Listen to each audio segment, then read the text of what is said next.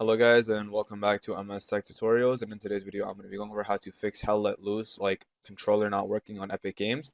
And let's get straight into the video.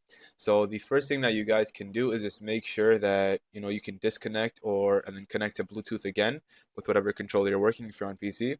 And then what you can do is once you do that, your controller is fully connected now. You can open up the Epic Games launcher by right clicking on it and hitting run as an administrator.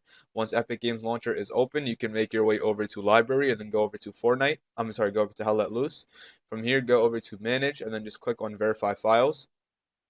This will just check if there are any corrupt files, and then you can go ahead and close out of that, and then you can start up Hell Let Loose, and you can check to see if that fixes the issue.